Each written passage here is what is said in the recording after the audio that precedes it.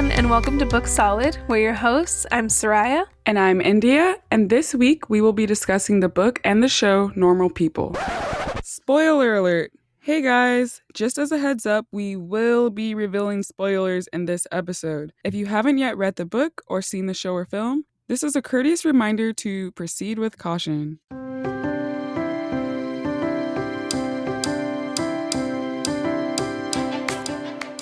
So, jumping right in, the first thing I think I want to talk about with Normal People, because there's quite a bit to get through since we have both the book and the show, but I think let's just start with the two main characters. So let's go with Marianne first, because I have a lot to say about her, but first I want to know kind of what you thought of her. Yeah, so with Marianne, I noticed it more so with the show, but I kind of felt like this in the book. I was kind of confused with how she was depicted early on. It was pretty apparent that she's like the social pariah in her high school, but especially in the show, she's conventionally pretty. She comes from a wealthy background. It just kind of felt like a reach to make her so apparently different. Yeah, I think it's interesting because, like you said, there isn't anything that really would make her stand out to be the object of bullying, like at least the way they depicted it in the book. And like the only thing I think that made her different from her peers is her willingness to speak up. Mm-hmm. And I thought she was incredibly witty and hilarious. Like that scene where she told the teacher, like, don't delude yourself. I have nothing to learn from you. I was laughing so hard about that. But to me, that's the only thing that makes her difference is just she doesn't put up with crap from anybody, not her peers, not her teachers. So yeah, I just don't really understand what made her the subject of this kind of torment from everyone. What did you think of her relationship with Connell early on? So I have a really big issue, and I feel like this is a really common theme in a lot of young adult movies and books, but I have a really big issue with someone, saying they have feelings for someone in private, saying that they love them in private, they want to spend time with them, and then not, I'm not going to say claiming them as in like their property, but not, owning up to that relationship in public. Because if you care that much what other people think about you, then what they think about you and your relationship with this person, then you don't care for that person like you say you do. The opinions of your friends matters more to the point that you're willing to hurt her. What he did by asking Rachel to the Debs. I really like that scene in the show. I mean, it's in the book as well, but in the show, just to see it kind of come to life, where after the Debs, when he was talking to Eric, I think it was, and Eric's like, you don't think we all know that you guys were sleeping together? Mm-hmm. And he kind of had that moment of realization, Connell did, of that even if everyone knew, nothing would have happened because everyone already knew and they didn't really care. He gave up what was this amazing, intense relationship with Marianne and of finally feeling like he's understood by someone for the opinions of people who don't even matter. Like, I feel like in high school, we act like these people are our entire world and what they think of you is your entire world, when in reality, you are not going to talk to 99% of them once you step off that graduation stage. So it's just kind of like when he broke down and he was crying and he realized everything he sacrificed for nothing. Yeah, I'm so glad you brought that up. A couple of weeks ago, I saw this tweet, and basically just summing it up, it said, stop being in relationships with people who only want to see you at night. You're not a roach. And I just loved it because it's like, especially right now, it's very, I don't know. I feel like there's something that's like, I guess, attractive about it. And like, I think one of the characters at some point speaks about it and is like, oh, that's really enticing. But that's actually very damaging to like the healthiness of the relationship.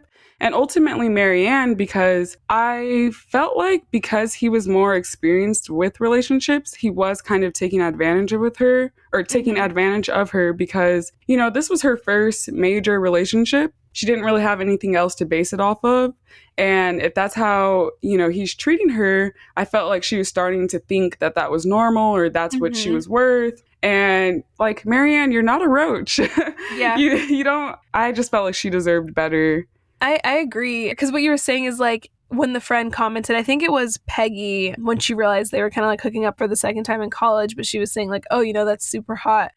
And I feel like even when people make a mutual agreement to, we're going to keep this a secret and we're not going to tell anyone and it's just going to be between us, it never works. No. I feel like someone always ends up getting hurt because like what happened is you're putting on this pretense for everyone else, and then inevitably someone comes along who is attracted to that person, or they start flirting with someone else in public, but you know what's going on in private, and you just start feeling taken advantage of. And shout out to Lorraine. There's like three redeemable characters in this, like peripheral characters to me. And it's Mm-hmm. Lorraine, Joanna, and Niall, but we'll get into them later. But Lorraine, I loved when she called Connell out for that.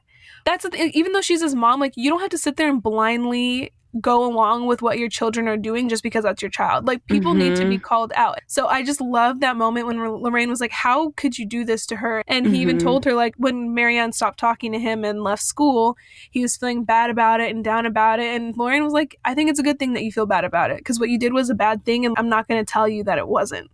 Yeah, I loved Lorraine. She was so crucial to the story because I don't know. I liked Marianne's character, but she definitely, there's some moments where she was frustrating. But like you said, Lorraine, Joanna, Niall, and also Karen, she was briefly in the story. I think in the high school scene of things, Oh, yeah, yeah, yeah. she was pretty helpful with Marianne's situation. But going back to Lorraine, I don't know if you got this vibe. I could be stretching, but I also just want to say I love that with the podcast, we now have this world because we can like kind of, point to other like episodes and books or Mhm. shows, and the listeners can too. So that's cool. But I feel like there was slightly some mirroring going on, especially so Lorraine, as we know, she's a housekeeper for Marianne and her family. Mhm. And so there's a scene when Lorraine's in the kitchen and like she's checking in on Marianne after Connell and her have split up. And it reminded me so much of Izzy and Mia's relationship in Little Fires Everywhere, just because you have Marianne, who's like this outspoken, kind of like iconoclast. Mhm. And Mhm. then in that moment, for Izzy, Mia was the one to kind of like the adult figure to like, reinforce in her that it's okay to think differently, that her feelings are valid. And so I felt like Lorraine kind of did that because, like you said, she didn't take her son's side. If anything, she was like, that's very wrong. I'm ashamed that, I raised you and this is how you go on to act. And so, yeah, I kind of felt like there's some mirroring going on. Maybe it's just because in the show Little Fires Everywhere, Izzy and Mia were in the kitchen also. It's just like, I don't know, similar parallels going on.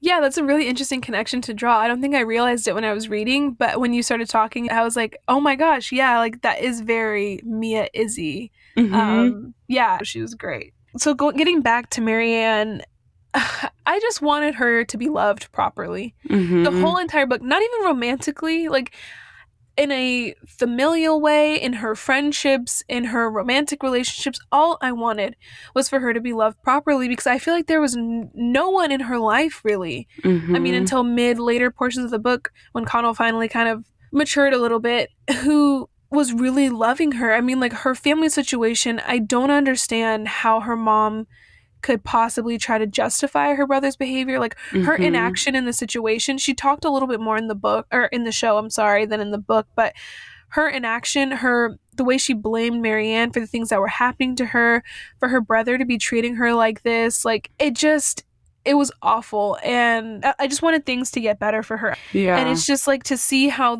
her childhood and the way she grew up went on to affect her relationships. A lot of the people she surrounded herself with were toxic. Like Mm-hmm. Peggy is not a good person, was not a good person. Jamie was absolutely terrible. I'm sure we'll talk more about him, but I just feel like, it's that quote, people say it all the time, but it's true. It's just of accepting the love that you think you deserve. And that's Mm-hmm. kind of what she surrounded herself with. She let people treat her any which way. She let Connell treat her like a doormat, Mm-hmm. the first time that they got together. And I just don't think she believed she was worthy of love. And I know she Mm-hmm. kind of spoke to that a few times, and even getting into like her sexual preferences of wanting her partners to abuse her while they were Mm-hmm. having sex. To me, it was kind of almost her way of trying to take control of her life or her situation. She's just been the victim of abuse for so long, and this kind of gave her a way to at least control who was abusing her and how and when. Hmm. Yeah. It's like chapter after chapter, and we can talk more about this in a little bit, but the literary device of it's like every chapter it skips a couple months or Mm-hmm. a couple weeks or a year or whatever. But every single time I keep thinking, I keep waiting for circumstances to change. But it becomes very apparent, especially like when she's in college, that she starts to believe she's the problem, that she's the common Yeah. denominator. But we Mm-hmm. know, as the readers and the watchers in the show, everyone she surrounds herself with is pretty toxic. And so, it's really unfortunate that she starts to reflect that onto herself when in actuality, like, I just wanted, and like you said, I mean, with Joanna, I think Joanna definitely was a good point. Lorraine, she wasn't that close with Niall, but like, there were some good moments, but it wasn't Mm-hmm. enough for her to like fully start wanting more for herself.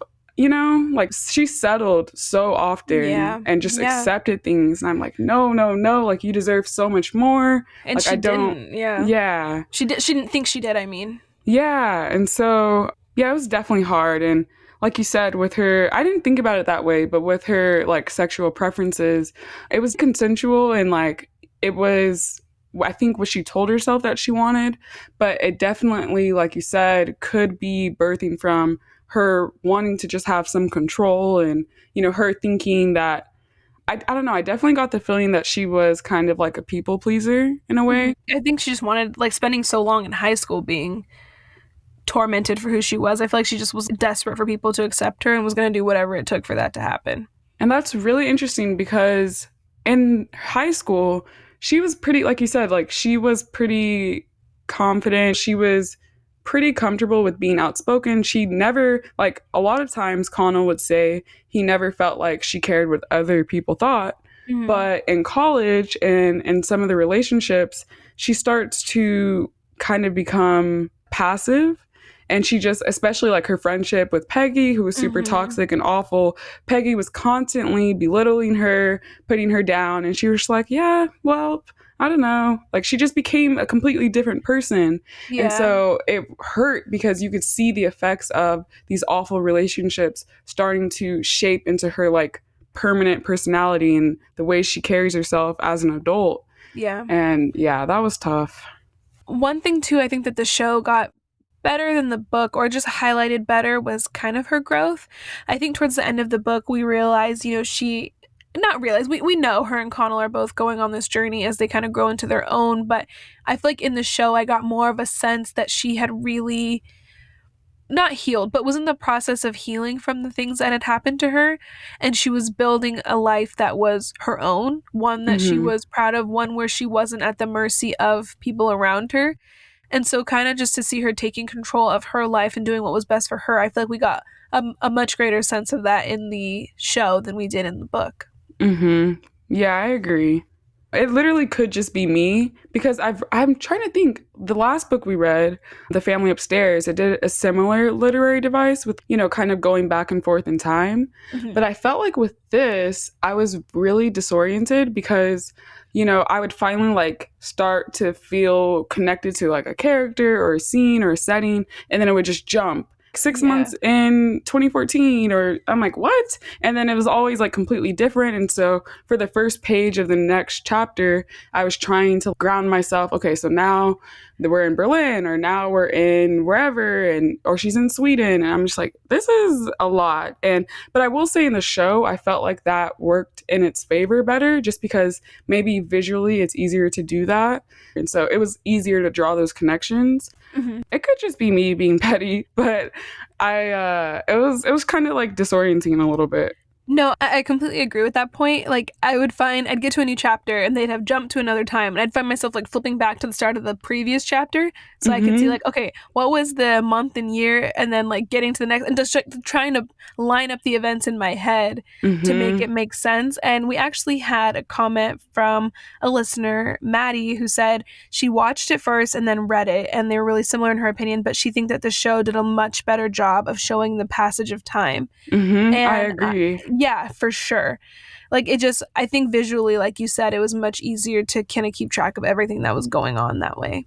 Yeah. I'm kind of itching to talk about her relationship with Gareth. I would love to hear it. Okay. Because I think that's her first major relationship after Connell that Hmm. we know about, at least, and in college. So Gareth here is a neo-Nazi sympathizer more or less. Mm-hmm. He's on the society debate team, and he just, I just kind of got the vibe, both in the book and the show, that he's the type of guy who's just super arrogant. He probably thinks very highly of himself. Because he's knowledgeable, he's able to navigate a lot of like social settings, and I'm sure people probably think he is intelligent, but I think he gives too much weight towards his personal opinions. Mm-hmm. And I think we kind of see that more in the show. I think the acting was really good. But yeah, so they have this guest speaker who is a neo Nazi, I believe. And Connell finds out, and he's just like, what the heck? Like, I know you, Marianne. I know Mm-hmm. what you believe. Like, I know you wouldn't be okay with this. And I was really disappointed in that moment because, you know, high school Marianne was very outspoken. It said that she kept up with current events. So she was, you know, very compassionate about what's going on in the world. And then she goes and dates this guy. And I'm just, Gareth is trash. I'm sorry. Yeah. I don't know. Or Yeah. maybe not trash, but not right for her. Yeah, I agree. I think that would be, I think, like you said, that's the first time we kind of see this passive change, passive shift in her. Like we were saying in high school, she's very fiery, very outspoken. And then, you know, in those first few years of college, she did become very passive. She kind of just let people, like we were saying, treat her any which way. And I think her relationship with Gareth was definitely an indication of that because, I mean, there was even that point when Connell, yeah, like you said, he brought it up to Marianne, and she's like, he just believes in free speech, and he, like, she's like making excuses for him. Her of all people, I would not feel like she would be into someone who's behaving in that way. He's very self-involved, and I just want to ask him, like, why is your shirt unbuttoned so low all the time? Like, I don't need to see that much of your chest, bro. Like, please. Yeah, like, I don't know anyone in my real life at all ever who wears only the bottom 3 buttons. But I know, like just doing the most. We get it, you know? That's cool. You're confident. That's great. yeah. But mm. And so, you know, when she drops Gareth, I'm happy for her. I'm like, you know, making moves in the right direction. And it's funny because, like, you know, we know that she gets with Connell again after that. And it's hard because I don't know if, at least in the first half of the book, I feel like I want the characters to be together because that's the way the book's presented to us. You know, it follows their story over the course of a few years. So it's like, of course, I think we naturally want them to be together. But there were definitely moments in the beginning and even throughout the middle where I was like, I don't know if they should necessarily be together. I don't know Yeah. that they are good for each other, you know? And so it was like just that kind of war of feelings going on with me this whole time. So they got together the second time. It Mm-hmm. seemed to be better than the first time. He was not being, you know, like secretive with her. He still wasn't like touching her in public, and I know that that was an issue for her.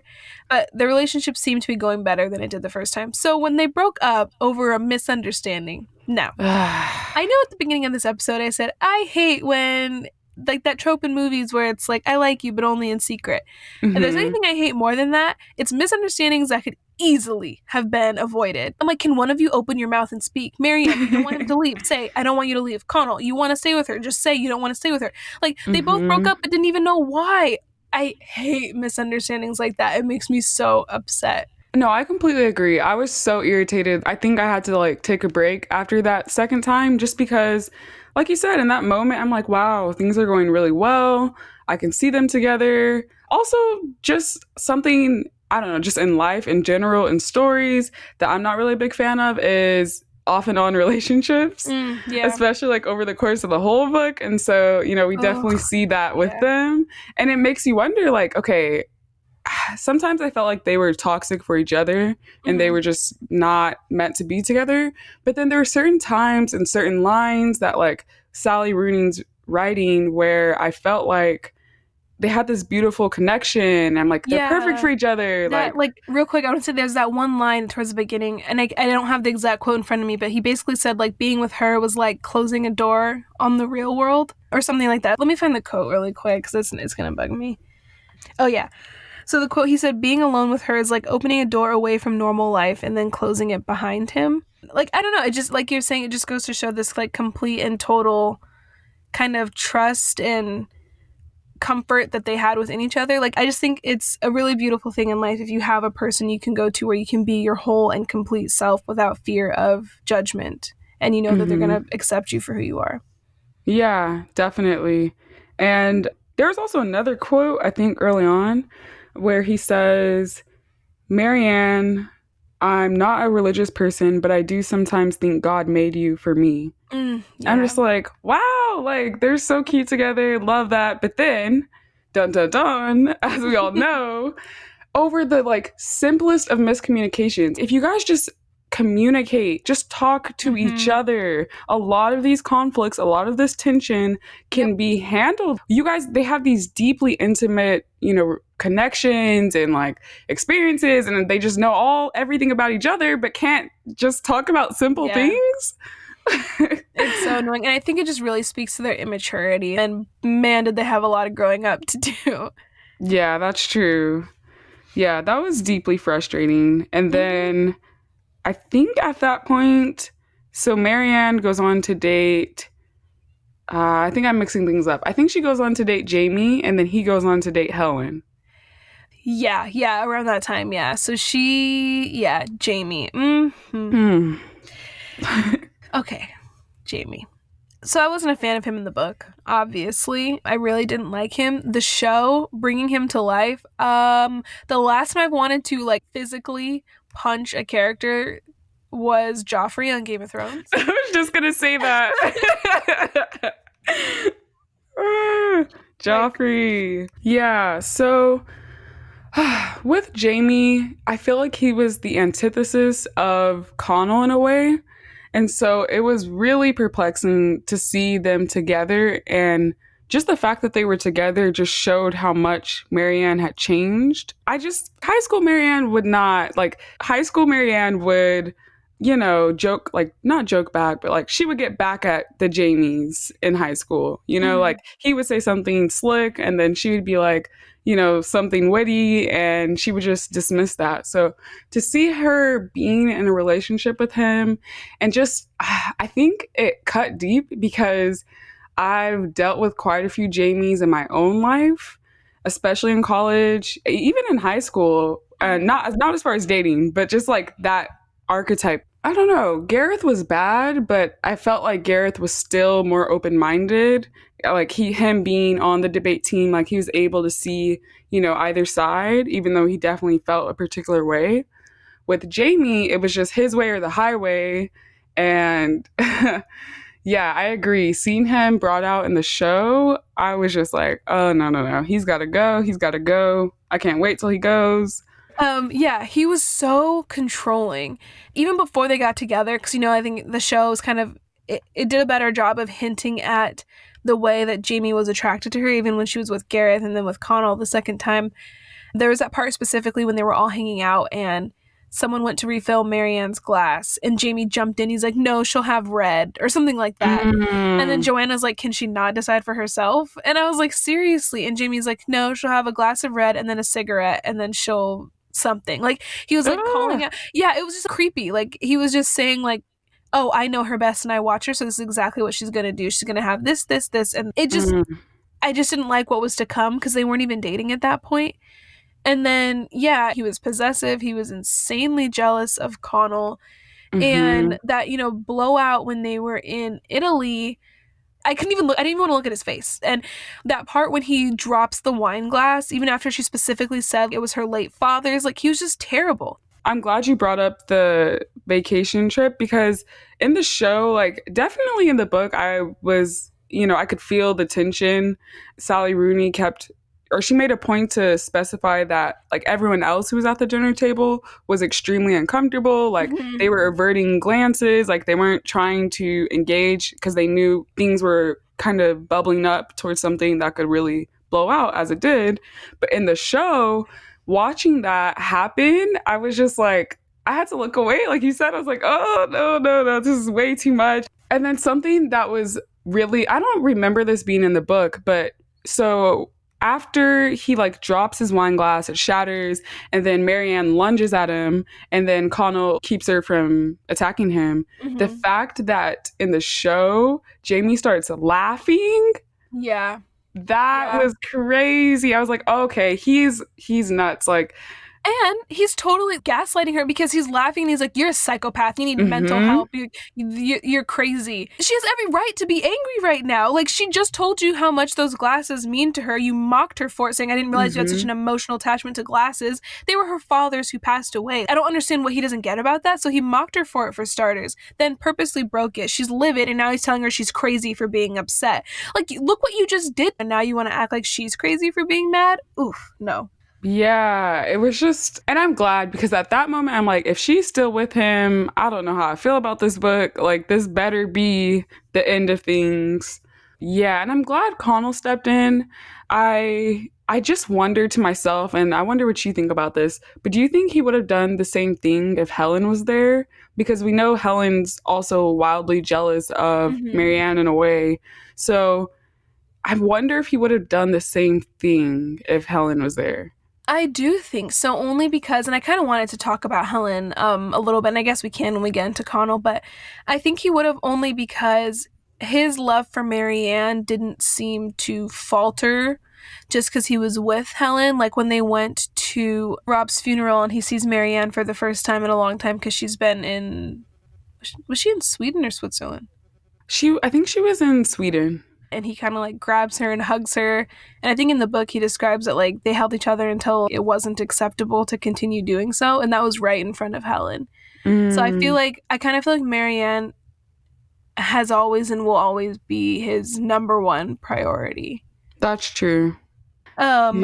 I wanted to say too because we kind of touched on Peggy and her kind of toxicity. Hmm. But what bothered me about Peggy, I mean, a lot of things did. She's very self absorbed, kind of like everyone who's in Marianne's life at this point, seems to be very self absorbed. They don't have her best interest at heart. And what I really didn't like was when Marianne started expressing concerns about Jamie. Instead of being supportive in the book, Peggy was like, "Well, you know, everyone really likes you two together, and it would be really hard on everybody." Like, Marianne, it's not her job to care about how your friend group is going to deal with the breakup. She has to do what's best for her. And if she's telling you that Jamie is not treating her well or she doesn't want to be in a relationship with him anymore, she doesn't have to. She doesn't owe it to you, Peggy. She doesn't owe it to your circle of friends. And then even after they break up and they get back to school, Peggy in the book is still mad at her. Like, Jamie was bad mouthing her, and Peggy's like, "I just don't understand what happened and why you broke up. Like, were you not there at that dinner when you saw what he did? Like, I don't understand how you're trying to justify the behavior." And there's a part in the book that talks about, like, right after they broke up, Peggy said, "I care about you. I'm your best friend. What am I supposed to do?" And Marianne's like, "What are you talking about?" And she's like, "Well, this puts me in a weird position because I don't want to take sides, but I don't think you really understand how people feel about this. People are upset about you breaking up with Jamie." And it's like, why should Marianne care about that? Like, if I had a Right. group of friends and I was dating someone in that group and we broke up and everyone was mad at me for it, I don't want to be friends with those people because why? Like, I'm not here for your happiness. I'm here Hmm. for my own. And if you are upset that I broke up with this person, it wasn't your relationship. You weren't in it. So why do you Right. care? Yeah. I just felt like Peggy was so, again, like we see in Marianne's adult/college life, her befriending people and being a part of this group. I mean, not everyone in the friend group is bad. I do want to talk about Joanna in a little bit, but why are you accepting this? Like, that doesn't even make sense. Why? This is your personal relationship. This girl's supposed to be your best friend, and she's so concerned with how it will look. Like, does she even care about you at all? You know, and a lot of Mm-hmm. times Connell makes comments about like each time he sees Marianne, he could tell just by looking at her, maybe she's like extremely hungover or like how she's dressing. Like he's concerned that she's maybe not taking care of herself. She's been going through it physically. And if Peggy's supposed to be her best friend, she doesn't care at all. I don't know, that's really concerning. Yeah, and I feel like Peggy just slapped the title of best friend on herself. I really don't think Marianne considers her to be a best friend, but Peggy, Hmm. being in her typical self involved fashion, acts like she's just such a wonderful friend to Marianne. And she just was another person that was not sad to see her go. I think she Hmm. kind of left Marianne's life shortly after Jamie, and I was like, "Peggy, you're not going to be missed." Yeah. Yeah. With Joanna, I guess I just want to ask you what you thought about Joanna in comparison to Peggy.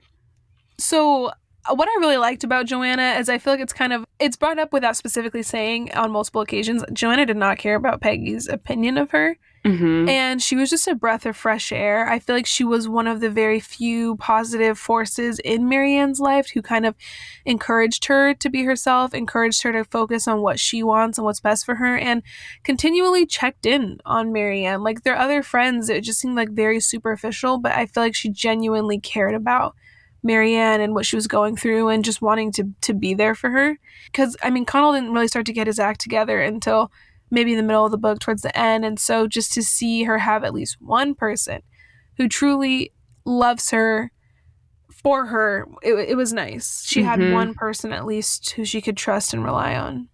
Yeah, I completely agree. I feel like if Joanna wasn't there, I worry like how much further Marianne would be in this complete polar opposite personality and lifestyle. So I felt like Joanna definitely helped ground her. Mm-hmm. But I think something that was really interesting that happened, I want to say like midway in the book, there's a point when Joanna starts working Mm. and she kind of like gets not into, I wouldn't call it a fight or an argument, but they get into a disagreement.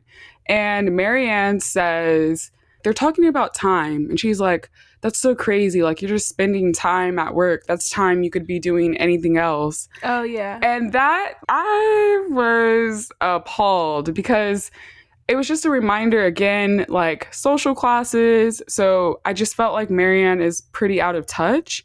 And even though she has been like doing the research and, you know, trying to get more educated, it was nice that Joanna, with her personal experience, could come in and be like, actually, this is the situation. Like, some people have to work because this is how I can afford my life, Yeah. you know? And Marianne, she was just like, why work? You know, why bother? That's just time you'll never get back. And None of us have that luxury. And that was something that was so interesting, too, how her and Connell both won that scholarship. And they talked about, like, for Connell, this was a life-changing thing for him. It was going to really dictate the path that his life could take with mm-hmm, getting that scholarship. But for Marianne, it was just a status symbol.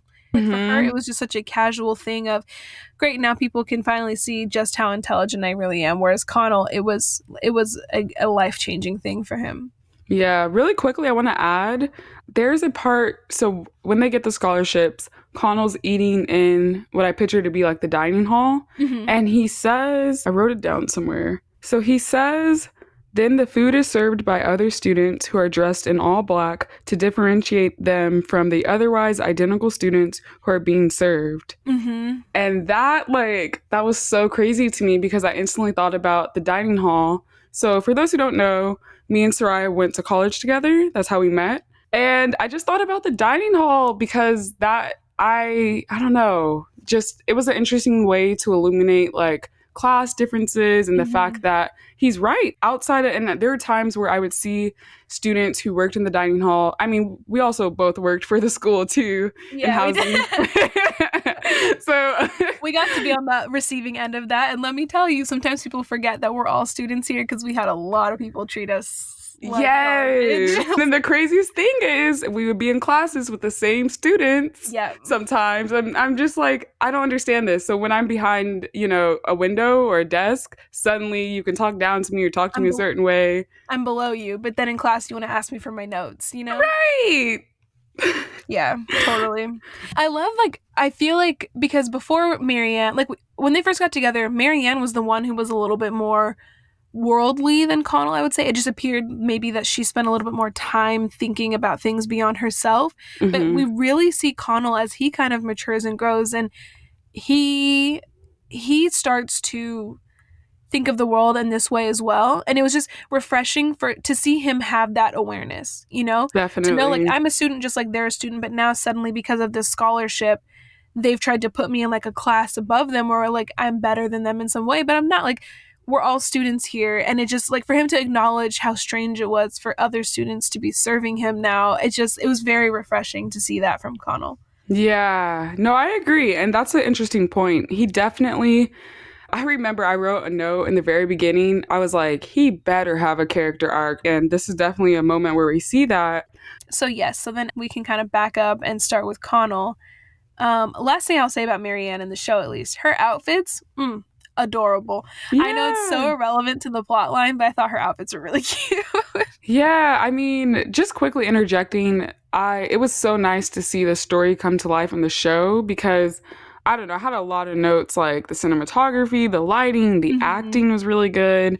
The production design was good. It felt like I was there being very Americanized from California. So like I was like, I know. wow. Totally. I was going to say it's so interesting because something I kept thinking about that was crazy was alcohol. Here in United States, legal drinking age is 21, but where this takes place in Ireland, I actually don't know. Is it 16 or 18? I want to say, oh, I Let me should know see. this. I looked it up not that long ago. 18. Okay. Okay, so yeah, so where this takes place in Ireland, it's 18, and so we're seeing them at the Debs, which from what my understanding is like what we would call prom here, or it's like similar to prom is how it kind of seemed to me. Mm-hmm. And they're drinking alcohol, and it's just blowing my mind. I'm trying to think of my prom and like alcohol being there, and it's just crazy. Like Right. just to see the difference. I know like we're one of the very few places where drinking age is 21, but just to see them casually, they're high schoolers and they're drinking at their prom or the Debs. They're Yes. drinking at the Debs. It was just crazy. It was jarring. And literally, like, when I graduated high school that night, I went to sober grad. Like, it was just, this big attempt to make sure that we weren't drinking, even on the day of graduation. Yes, I was gonna say it's such a bummer because my graduating class, we didn't even get to have a grad night because Mm. it was going to be, so I was born and raised in Southern California, and so most high schools in that area, our grad night is Disneyland. Like, that's the go-to. And every year before us had gone to Disneyland, and we were supposed to, and the PTA, it wasn't even the PTA, it was just like some parents association at the school. They didn't want to have it Disneyland that year because they weren't able to get it on the day of graduation. And I went to the Mm. meetings because students were allowed to go, and the parents were saying, well, we have to have it the night of graduation because we don't want people drinking. And I'm like, if people are want to drink at the night of graduation, they're not going to grad night. They're going to go drink. Right. So instead, they had it at this like local amusement park that was like 20 minutes from the school, if that, by the beach. And we all go there all the time. Like, it's a place you go to on the weekends. We've all been go to this place since we were children. Nobody wanted to go there for grad night. Mm-hmm. And like, granted, they were going to rent it out and we were going to have wristbands and like unlimited food and rides and whatever, but no one signed up because they didn't want to go there. And then because no one signed up, they had to cancel it. So it's just such a bummer because my friends always talk about their grad night, and like literally everyone I know went to Disneyland and we didn't even get to have one at all. And just because they didn't want kids to drink. So it was annoying, is my point. That's no, that's interesting because so I went to high school in Central California, and for whatever reason, I to this day I can't really remember, or I don't really know why they were so anti Disney, but they were like, we're gonna go to Six Flags this year, and like just like with what you said, every other graduating class was always Disneyland. I was Mm-hmm. so excited. The last time I'd been, I was like a little kid, and so I was pumped. And so me and my friends at the time, we didn't go to Six Flags, and we saved up and went on our own trip to Disneyland because we were just we're like, absolutely not. Like, I've been looking forward to this. And the fact is, like, we didn't really know that was how it was going to go until it happened. It's just so stupid. Like, to me, I think it's dumb for grad night to be on the day of graduation anyway, because a lot of people have family who have flown in or are coming to visit, and it's kind of inconvenient to be the night of graduation because that's you go out to dinner or you visit with people. Like, I think it's better for it to be a few days after graduation. It just Yeah. works out timing wise. So yeah, it was super annoying. Yeah. And I feel cheated out of that experience. Right. Yeah. But yes, the Debs. That was Oh yeah. interesting. Yeah, so yeah, I guess that's what we were talking about. It's just like them drinking alcohol. It was just crazy to see because I was trying to picture that happening here, and it never would. Right. Yes, so Connell. We were jumping back to Connell. So I know we kind of touched on him when we talked about Marianne, but please, oh please, I really want to hear what you thought about Connell in high school because I know you said you wrote a lot of notes about it. Oh, yes. Let me pull up what I wrote.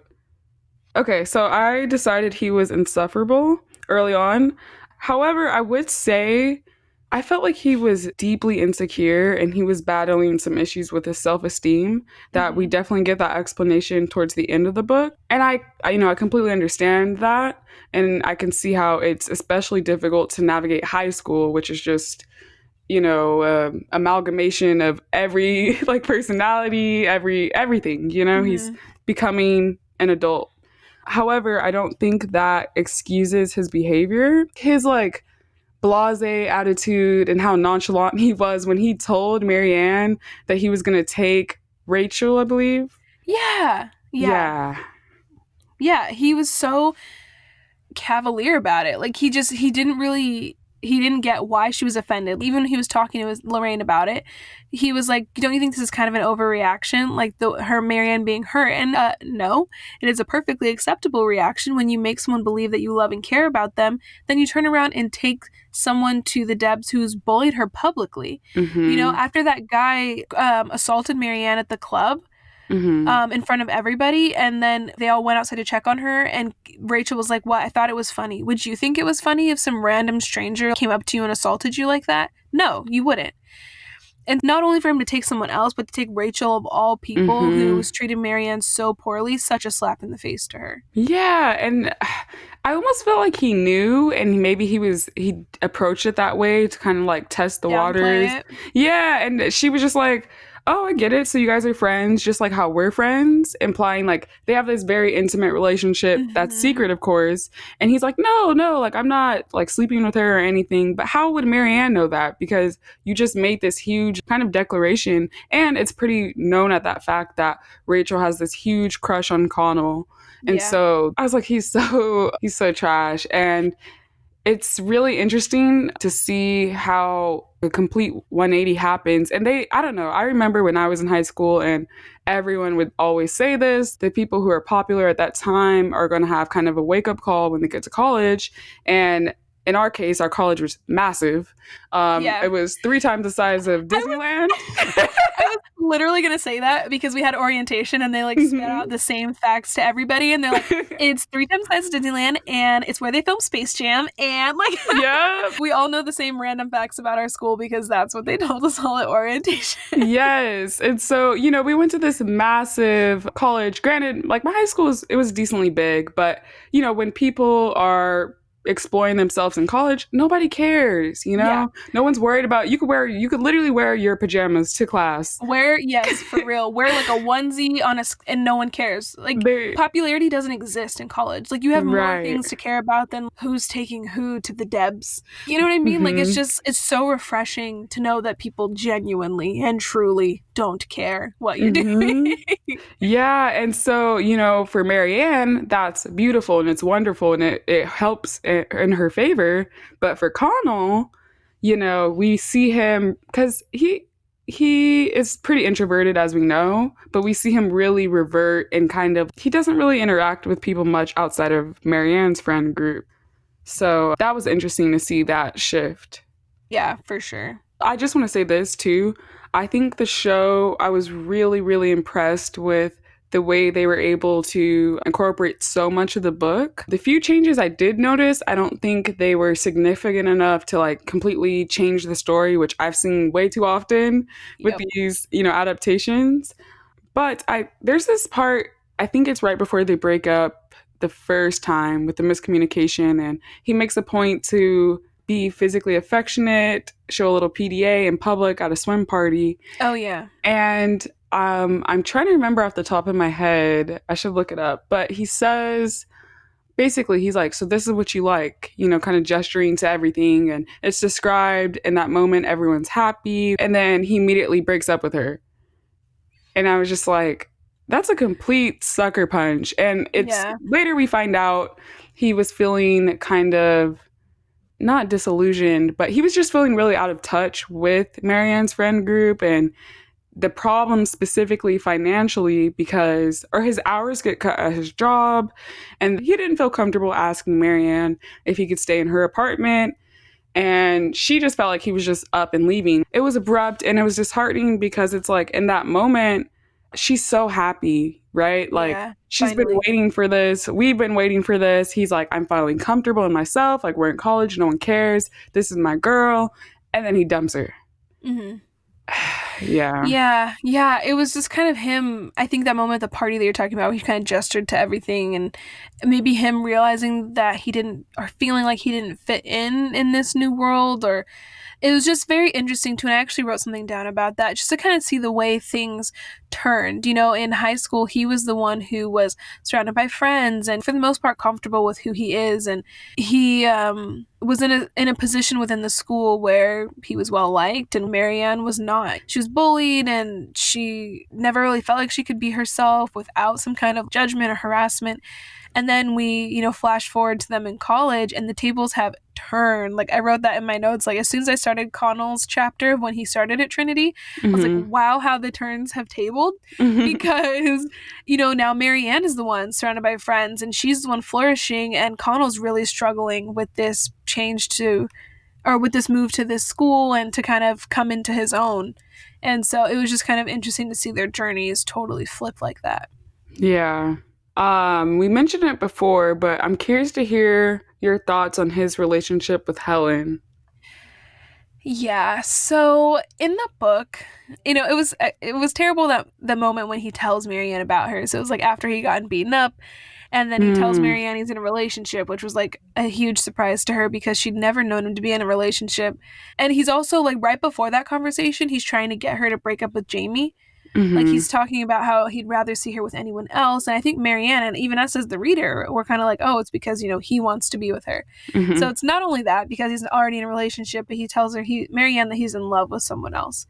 And it's like Marianne said that she started crying, like completely outside of her will. She didn't want him to see her cry because, like, I mean, I think they both kind of have this idea that it's their fallback person. Like if it doesn't work out with whoever they're with, she's like, I always have Connell. He's like, I always have Marianne. And for her to kind of realize she doesn't.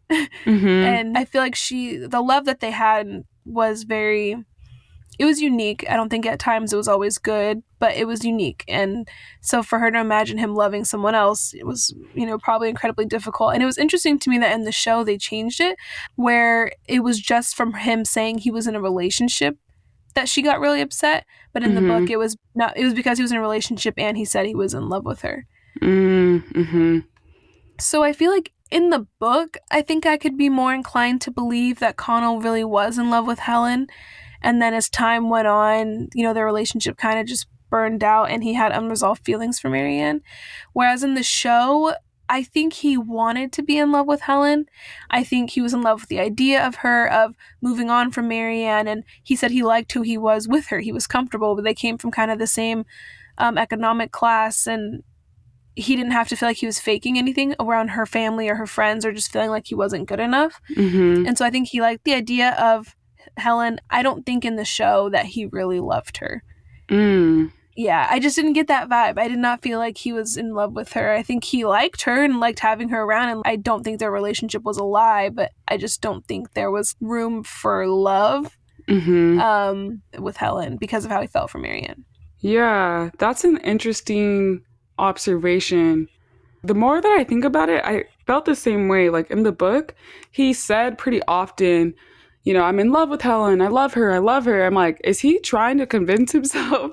Because he keeps saying it and I just wasn't getting that vibe. And then definitely in the show, you could see how I feel like Helen kind of represented who he would have been with in high school if he wasn't with Marianne.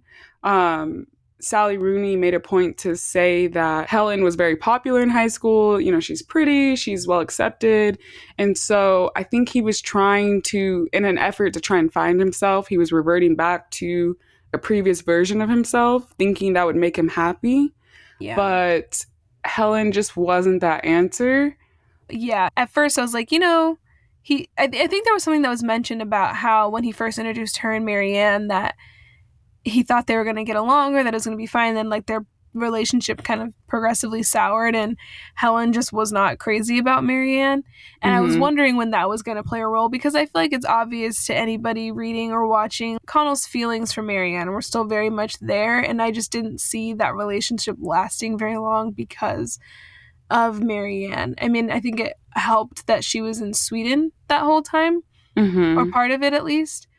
I feel like one thing that was kind of frustrating is it's pretty apparent, like you said, Connell still has feelings for Marianne. But something that's really frustrating, both with Connell's behavior and Marianne's, and it could be, like you said earlier, just a case of them being immature, trying to figure things out. But I was kind of upset with the fact that he was still with her. I understand like that night when there's that incident with Jamie and he drops the glass and like he kind of calms Marianne down. They basically like he tries to initiate them hooking up or something, but they did kiss, especially in the show. And I just kept thinking, I understand your feelings for Marianne never went away, but you still have to keep in mind you are in a relationship with Helen. Maybe break up with her. Like, kindly break up Yeah. with her. And I just can't. Adultery is just not it for me. It's incredibly selfish. Hmm. Yeah, like you don't get to have your cake and eat it too. If you wanted to be with Marianne right now, you would, but you're not because that's the way the circumstances are right now. And you're with Helen, and in the book, especially, you're saying you love her. Meanwhile, Hmm. you're kissing Marianne in a bed in your underwear together. And Helen just doesn't deserve that. She's trusting you to be here with someone she knows that you've been hooking up with and had this intense relationship with. And like, that's how you repay her trust. And it's just like, I highly doubt he even told her about it. You know what I mean? So she Hmm. just continues on oblivious. And I hate this whole, like, I feel like it's something that we see often too in TV and books is like, if someone's in a relationship but there's someone they want to be with, they'll hook up with that person and then Hmm. break up with the other person afterward. No, Hmm. that is not how it goes. It gives me flashbacks to, if any of you watch How I Met Your Mother, when Ted and Robin first get together, this is so off topic, but it just made me mad. And I'm rewatching the series, and so it's on the forefront of my brain. But he's with Victoria, but he wants Robin, and so he was going to go forward and have sex with Robin and then just break up with Victoria the next day. Like, it's just, that's really how you want to start your relationship with a new person, is through by cheating. I hate that behavior. Yeah, so I'm trying to think back. I want to say that was the main incident. I know when Marianne was dating Jamie, there were times when like Connell would say something or like their hands would linger together. And I'm just like, stop being immature, grow up, like accept this is how you're feeling. And, we've talked about this in previous episodes. Unrequited love sucks. Like, no one's saying that it's breaking up is fun, but you have to be responsible and you have to be respectful and you have to realize like this isn't a game. Like these are people's emotions, these are people's Yes. lives, relationships. So for you to just, be like, "Oh, I want to do this, I want to do this." Think about anyone other than yourself for 2 seconds Yep. and, you know? Yeah, So like you're willing to risk your entire relationship, the happiness of someone else, the trust of someone else for just this moments of pleasure. mhm. Like, is it worth it? Is it really worth it to you? Yeah, it's just like grow up, dude. I wasn't surprised to see Connell and Helen's relationship and the way that it did when they kind of had that conversation after Rob's funeral. And getting into that, that was a part of the book that really surprised me. Rob and his death, that was a very pivotal moment of the book, I would say. And so I guess we can kind of touch on that here. What were maybe your thoughts when you read that portion or got to that portion? Yeah, I think the thing that really set off Connell's kind of like journey into his mental and emotional health was the fact that on New Year's Eve, he was with Helen. And I want to say Rachel or someone from their high school group sends a group text and is like, "Where's or have you seen Rob?" And he just ignores it. And Mm-hmm. so I feel like he just feels guilty in general.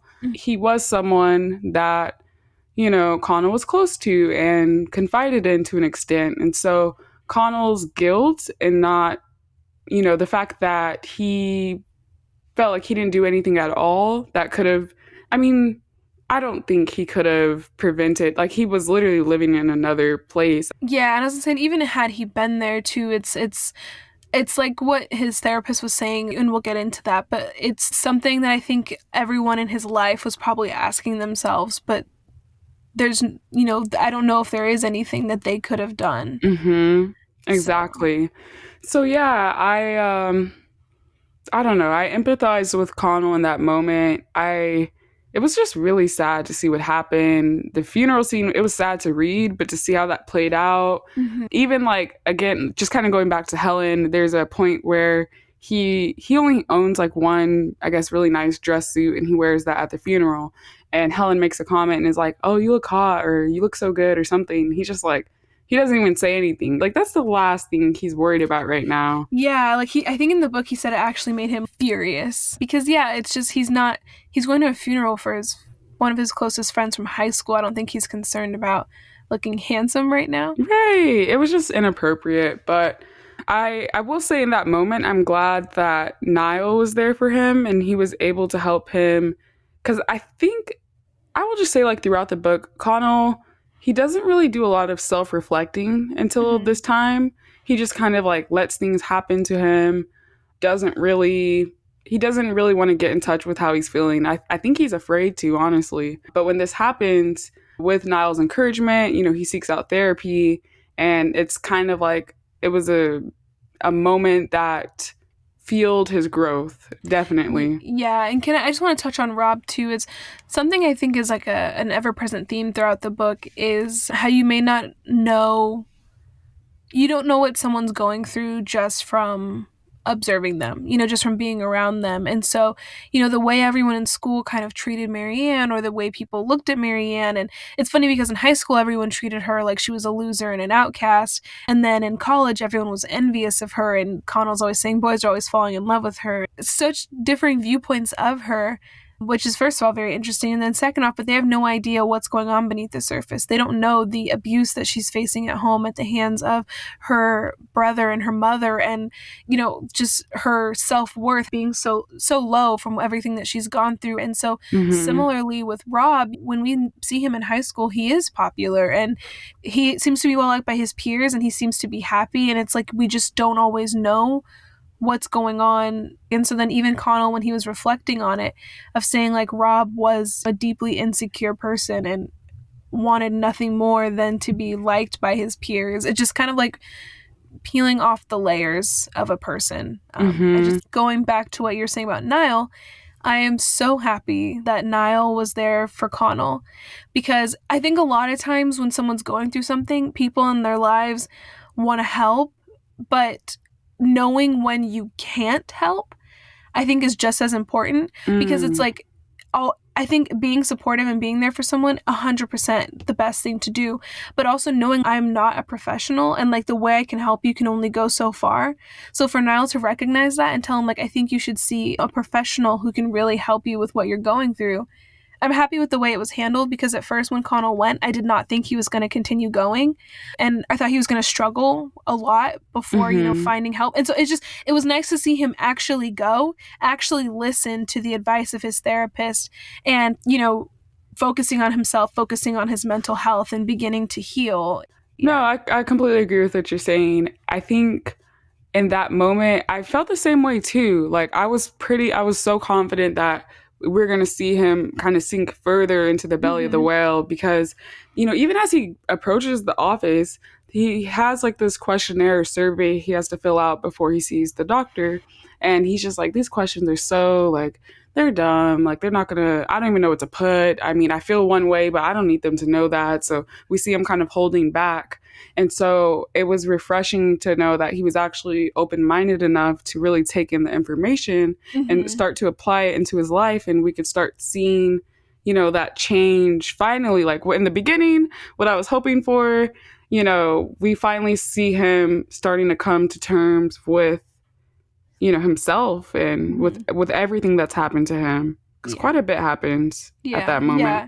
It was definitely a pivotal moment for him, and just seeing his growth. I think him and Marianne, this was a journey of their growth with each other, without each other. And I feel like that's really a moment where we got to see him kind of come into his own and really mature as a character. So I guess so that now that brings us back to where Connell and Marianne kind of come together for the final time, right after he broke up with Helen, and then they're back home from the summer. And so really quick before we start, finalizing our thoughts on them, I just want to talk about that last big pivotal moment with Marianne and her brother Alan, when Hmm. he slams that door on her face and breaks her nose. It was so jarring to see it come to life within the show and to see the lack of action once again from their mother. Like she was Hmm. just letting this all happen. And I'm like, as a parent, how could you do that? And there's even a point where she kind of tries to justify Alan's behavior to Marianne. She's like, well, what do you Hmm. want me to do about it? You want me to kick him out? And it's like, do Mm. something. Like you'd rather let your daughter be the subject of his abuse than make her feel guilty about not coming home. And so, like, I don't know, that moment when Connell shows up and he finally confronts Alan about it, I think that was also just a big moment in Marianne's journey because it finally allowed her to just separate herself from her family.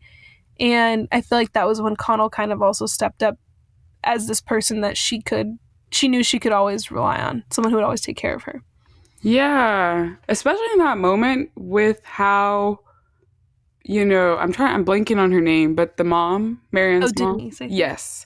So I'm thinking to myself, like, what did Marianne do? Like, why do you hate your own daughter that much? And Mm-hmm. I'm wondering if, kind of like in our Little Fires Everywhere episode with Elena, is it just the fact that, and I think it is, because we definitely get more of Denise's character in the show. I think it really is just the fact that Marianne doesn't, she's not eager to adapt to this affluent, kind of community. She doesn't care about it at all. If anything, Mm-hmm. she's more interested in the opposite. And I think that's a threat to the social standards that Denise has worked so hard to build for her family. And so she hates that about Marianne. But it's just like, oh my gosh. In the show, I was like, I think I gasped out loud because in the book, when that happened, I mean, I felt the same, but to see that visually, it was just so bizarre. Have you seen the movie Mid 90s?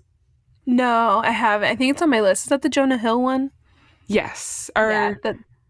yes, I'm pretty sure it is. But I won't spoil it too much, but I watched it pretty recently, and there's a similar parallel between Marianne's relationship with Alan, and in the movie, it's an older brother and the main character who's like, I think he's like 11, in the range of like 11 and 13 years old. And his older brother is similarly verbally and physically abusive. But there's also a point when, like, someone stands up to him. And once Connell stands up to Alan, like, he completely shrinks. You can see how much of a coward he really is. Mm-hmm. He just wants to pick on people that he feels he's more powerful than. He doesn't want to pick on someone his own size. Mm-hmm. And it kind of just showed too, like you said, like the way he shrank so much when Connell finally confronted him. I just think it really showed that Alan behaved the way he did for so long because it went unchecked. He Hmm. knew their mom wasn't going to do anything about it. He knew that he kind of dwarfed Marianne in a physical sense. Like, I think to a degree she was afraid of him, of what he could do to her. And so he just felt he had free reign. And the second someone challenged him on it, he withdrew. And so I feel like, he just derived all his power in knowing that he could do whatever he wanted and face no repercussions. Hmm. And so, that moves us into the third and kind of final time that Marianne and Connell get together. And things are again going well for them. And then he finds out he gets into that program in New York. And I mentioned it earlier, but one of our listeners, Maddie, said she felt like it was tied up really well in the show as opposed to the book. And I really did. I feel like it came together much better in the show. It was pretty much the same ending of, Marianne telling him that he should go and that they'll be okay. But I think the acting was so good. I just liked Hmm. seeing it visually. Just them kind of acknowledging and being realistic in the fact that I think they know they're always going to love each other and they will want to be a part of each other's lives as much as they can, but just being realistic about the fact that they don't know what's going to happen in a year and that this may be the last time they're together romantically or just I don't know. It was just to see them realize how much they've done for one another personally in these last few years, how much they've helped each other to change and grow, and to kind of acknowledge that and then move forward in the next part of their life of not knowing what's going to happen. Yeah. No, that's perfectly said. I read the book and then watched the show, and I was actually anxious to start the show, and not in a good way, just because when I Same, finished the yeah. book, yeah, like when I finished the book, I literally wrote, I was like, I don't feel impacted by this. It didn't sit with me like in the way that some of my favorite stories Mm-hmm. really sit with me. And, there's times like I'll watch a movie, good or bad, and I'm thinking about it for hours. The characters, the actors, like it sits with me. And I felt like once I finished the book, I just felt empty. I went through this emotional journey with these two characters, and we're finally at a place, and then Yeah. it just fizzles out. And I have to agree, when I watched the show, just the acting, like, I believe it's Emmy nominated, and rightfully so, because when I finished the show, I did kind of feel like it impacted me more. And I started to think to myself, I think the future of their relationship, I felt like it wasn't going to fall apart. They're still going to have this relationship, they'll still be in touch. And I'm not sure why, because like you said, I mean, things played out pretty much the same way in the show. I think it was just in the nuance in the acting and maybe the editing. I need to probably watch it again, but I completely agree. Yeah, when I finished the book, I kind of was like, that's it. Like, I enjoyed it. It was fine, but I was like, okay. And I think the more I thought about it in the days after, and then when I started watching the show, I kind of realized it was more about, it's going to sound corny, the journey than the end. We Mm, got to experience really important, crucial years for these characters and kind of go on this journey of growth with them and just see the role that they played in their lives and the effect that the people in their lives had on them. And to me, it was kind of just taking a snapshot of a person's life and getting to see that little piece instead of us getting this whole overarching, full beginning to end story and resolution. We just got to take a little peek into their lives. And the more I thought about it that way, the more I appreciated it. mm, Um, and then what I wanted to say too about the ending that I really liked in the show was when Connell, because in the book, Connell, I don't think ever said anything about wanting Marianne to go with him. mm-hmm, But in the show, Connell said, "You can come to New York with me." And she said, "No, I like the life that I'm living here." mm-hmm, And I loved seeing her tell him no. And I know, like, again, that might go against this whole thing of we're supposed to be rooting for them. But I feel like Marianne saying no and standing her ground, so much of the book and the show focuses on how she kind of she said it herself, she would do whatever Connell wanted her to do. She's like, I would do whatever you wanted to do regardless of whether I wanted to or not. And I feel like a lot of people in her life tried to take control of her. Alan definitely did, Jamie did, even Gareth to a degree. Like, people kept trying to Peggy get her to be someone else. This was finally the first moment where she was doing what was best for herself. She wasn't letting what Connell wanted influence her decision. And it was just like that was seeing her growth really come full circle. She's kind of really evolved into this independent person. And I was so happy to see that. I was like, good for you. And that last line really got to me. If he's like, okay, so I'll go. And she said, and I'll stay. And it was just, I don't know. The way they acted that moment was also like, it's like, oh. yeah, that's true. I think you just kind of hit the nail on the head there. That was the major difference between the show and the book for me, was that part. Because, yeah, that I feel like by including that, everything kind of made sense. Like, finally, we're seeing her take agency and her voice and like her power and her feelings. And so, while we do want that Troy and Gabriella moment, like we want them to be together, finally she's thinking for herself and confidently being like, this is what I want. This is how I feel. Multiple times, like you said, she kept saying she would do whatever Connell wanted, but I kept thinking, but what do you want to do? Are you Yeah. happy? And so, yeah, I agree. I think the show definitely kind of triumphed over the book in a rare kind of moment there. And that I just felt more closure for Yeah. sure with the show.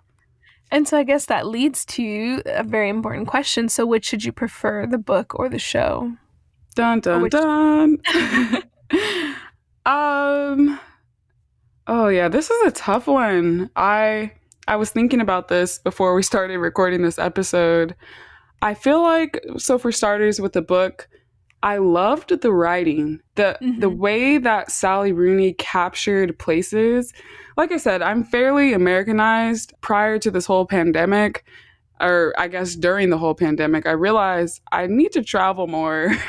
Like, I need to see the world more. I desperately, when this is over, we're going places. Yes.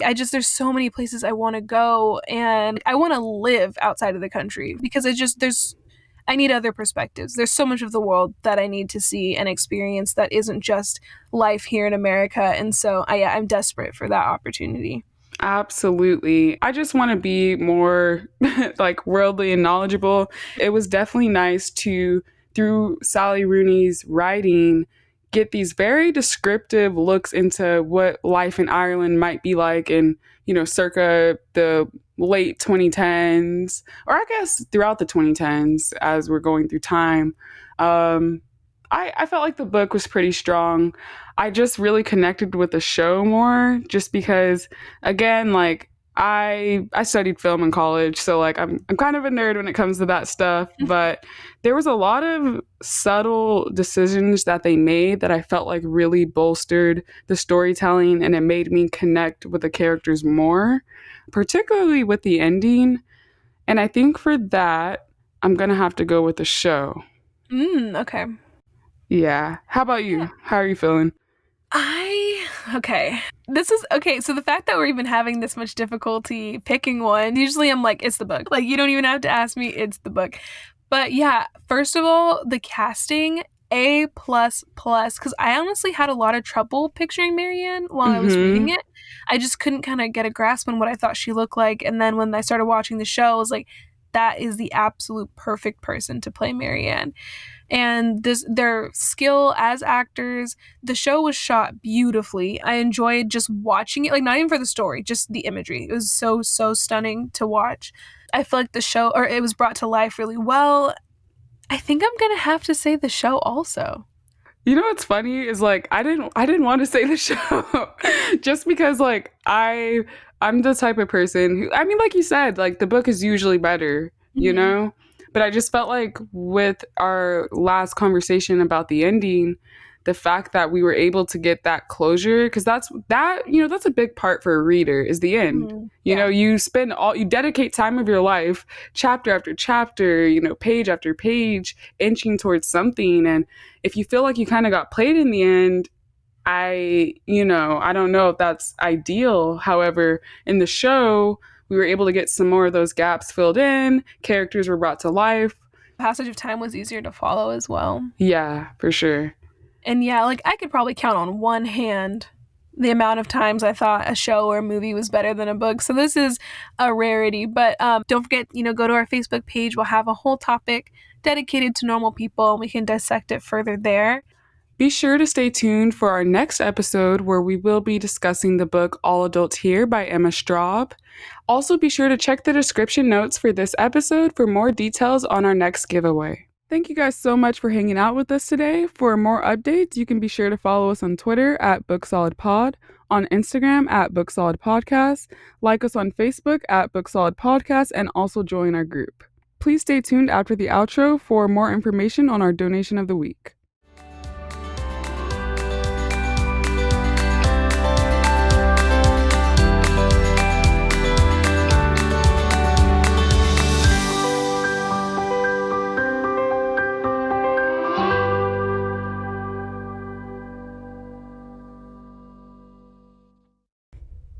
For this week's donation, we have chosen the Lebanese Red Cross. On August 4th, 2020, multiple explosions occurred in Beirut, Lebanon, at the city's major port. These explosions are believed to have been caused by the accidental detonation of 2,750 tons of ammonium nitrate. According to an article by the BBC, the largest explosion erupted in a mushroom cloud emission and leveled buildings, which caused extensive damage approximately 10 kilometers from the port and could be heard 235 kilometers across the Mediterranean Sea and the island of Cyprus. Beirut is home to approximately 2 million citizens, and hospitals found that they were vastly overwhelmed on account of the reported death toll at over 170 deaths and 6,000 plus injuries. This travesty has left an estimated 300,000 people homeless and is estimated to cost between $10 to $15 billion to rebuild the city's infrastructure. Presently, the Lebanese Red Cross is focused on locating victims, treating the wounded, and supplying those who have been affected with proper food and hygiene materials. After hearing about the explosion on the news, Sarai and I felt it was important to help those in need and speak more on this situation through our platform. For more information on how to donate, please visit this episode's show notes, and we'll see you on our next episode.